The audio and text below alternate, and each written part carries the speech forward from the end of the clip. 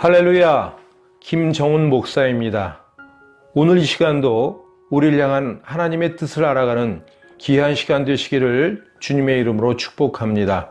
오늘 말씀은 창세기 1장 26절로 31절 말씀입니다. 봉독은 26절, 31절만 읽도록 하겠습니다. 하나님이 이르시되 우리의 형상을 따라 우리의 모양대로 우리가 사람을 만들고 그들로 바다의 물고기와 하늘의 새와 가축과 온 땅과 땅에 기는 모든 것을 다스리게 하자 하시고 하나님이 지으신 그 모든 것을 보시니 보시기에 심히 좋았더라. 저녁이 되고 아침이 되니 이는 여섯째 날이니라. 아멘. 오늘 본문은 하나님의 6일 창조 사역의 마지막 부분입니다. 하나님은 사람을 창조하시고 또 어떤 일을 사람에게 맡기셨습니다. 그것은 하나님의 대리 통치자로서 하나님이 지으신 모든 것을 다스리는 일입니다. 28절에 보면 하나님이 이 일을 위임하실 때 복을 주시며 말씀하십니다.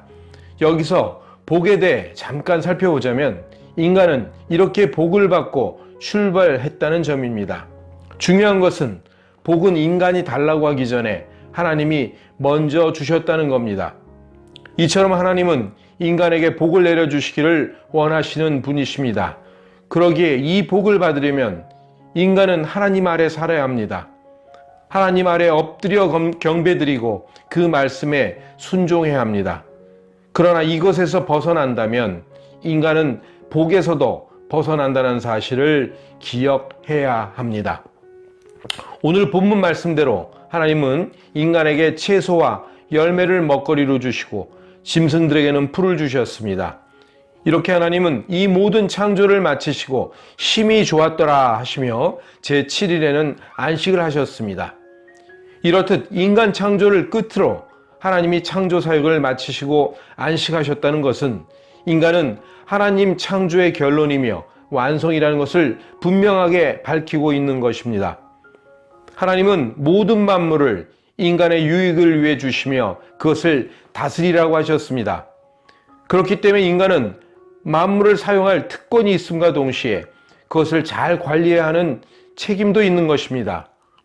따라서 아담은 에덴에서 그냥 낮잠이나 자다가 서늘할 때 일어나 예배나 드리라고 지어진 존재가 아니었던 것입니다. 그에게는 뭔가 할 일이 있었습니다. 안타깝게도 그것을 행하지 못함으로 평생 일을 해야 했지만 사실은 아담에게 주어진 일은 저주가 아니라 복인 것입니다. 따라서 우리가 세상에서 일을 하는 것도 복이고 교회에서 사역을 하는 것도 복입니다. 그렇다면 다스린다라는 것의 의미는 무엇일까요? 그 의미는 첫째로 다스리는 것은 하나님의 형상이라는 것입니다. 26절에 보면 하나님이 우리의 형상을 따라 사람을 만들고 모든 것을 다스리게 하자 하셨습니다. 이것을 볼 때 다스리는 것은 하나님의 형상, 즉 하나님의 속성입니다. 하나님은 모든 것 이전에 계셨고 모든 것 위에 계십니다. 어떤 것도 하나님보다 위에 있는 것은 없습니다. 그분은 최고의 권위시며 통치자이십니다. 이런 하나님이 인간을 만들 때 바로 이 형상을 집어넣으셔서 만물을 통치하도록 위임하신 겁니다. 인간을 만물 위에 놓으시고 하나님 아래 두셨습니다. 즉 인간에게 만물을 다스릴 수 있는 권위와 능력을 부여하셨다는 의미입니다. 두 번째로 다스리는 것은 복이 됨을 의미합니다. 하나님은 인간에게 복을 주시며 다스리라고 하셨습니다. 그렇기 때문에 다스리는 것은 복입니다. 신명기 28장은 이스라엘이 하나님 말씀에 불순종할 경우 그들에게 임할 저주에 대해서 압제와 학대를 받을 것이며 다른 나라에 포로로 끌려갈 것이라고 경고합니다. 이렇게 환경에 휘둘리고 매장되는 것은 복이라 할 수 없습니다. 마치 요셉처럼 풍년이든 흉년이든 그 위에서 다스릴 수 있는 것이 복입니다. 셋째로 다스리는 것은 책임이 있다는 것입니다. 인간이 창조된 이유는 하나님과 올바른 관계를 맺고 사는 것이 다가 아닙니다. 뭔가 할 일이 있습니다. 하나님이 사람을 창조하시고 생육하고 번성하고 충만하고 정복하고 다스리라 라고 하셨는데, 그렇기 때문에 사람은 이것을 성취하고 이에 대해 책임을 져야 합니다. 인간이 만약 스스로 생겨났다면 아무에게도 책임질 필요가 없습니다. 하지만 하나님에 의해서 창조되었고 하나님이 주신 일이기 때문에 인간은 자기의 사명을 성취할 책임이 있습니다. 하나님이 아담에게 사명을 주실 때 땅을 정복하라 라고 하셨습니다. 왜 정복이 필요했을까요? 그 이유는 땅은 하나님으로부터 쫓겨난 사탄이 있는 곳이기 때문입니다. 사탄이 임금 노릇하는 곳입니다. 그러기에 하나님은 인간에게 그의 통치권을 주셔서 그 위에서 다스리시기 원하셨습니다. 하지만 아담과 하와는 실패했습니다. 사탄의 유혹을 다스리지 못했습니다. 오히려 사탄의 유혹에 정복당하고 말았습니다. 그 결과 하나님의 다스리는 형상이 깨지고 오히려 사탄에게 다스림받는 종이 되고 말았습니다. 첫사람 아담이 이렇게 하나님의 목적을 이루지 못하고 실패하자 하나님은 고린도전서 15장 47절에 있는 대로 둘째 사람, 즉 예수님을 통해 그 목적을 이루셨습니다.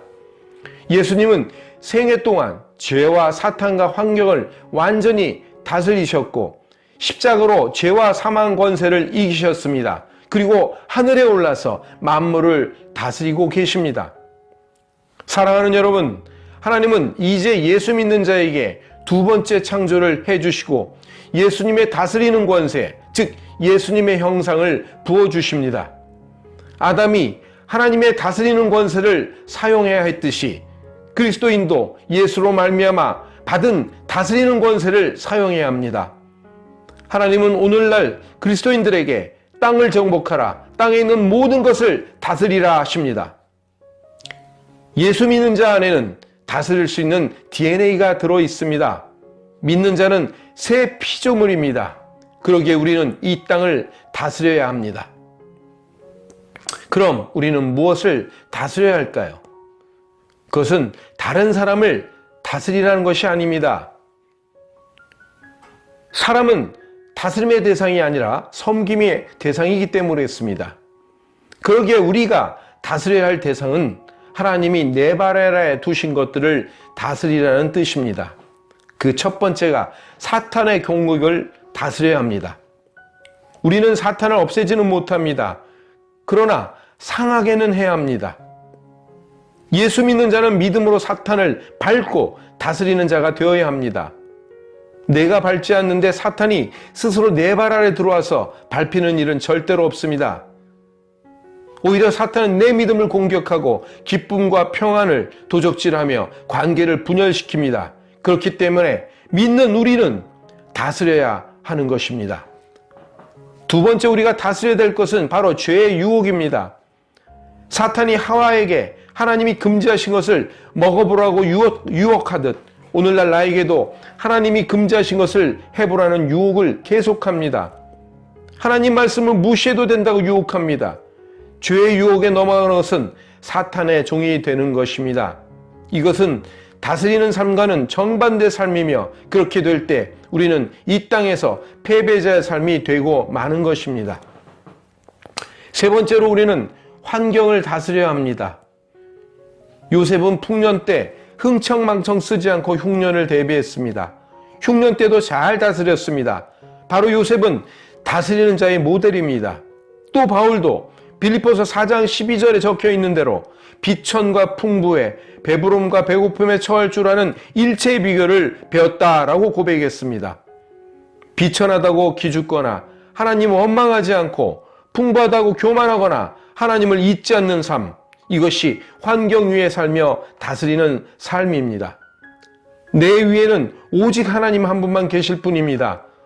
풍부도 궁핍도 출세도 추락도 다 내 발 아래 둬야 합니다.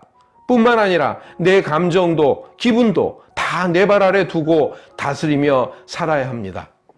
사랑하는 여러분, 우리 모두 로마서 5장 17절에 있는 대로 예수로 말미암아 생명 안에서 왕 노릇하며 삽시다. 이것이 그리스도인의 신분이며 사명입니다. 이것을 우리가 분명하게 각임함으로써 우리를 창조하신 하나님이 위임하신 다스리는 권한을 행사하는 저와 여러분 되시기를 주님의 이름으로 축원합니다.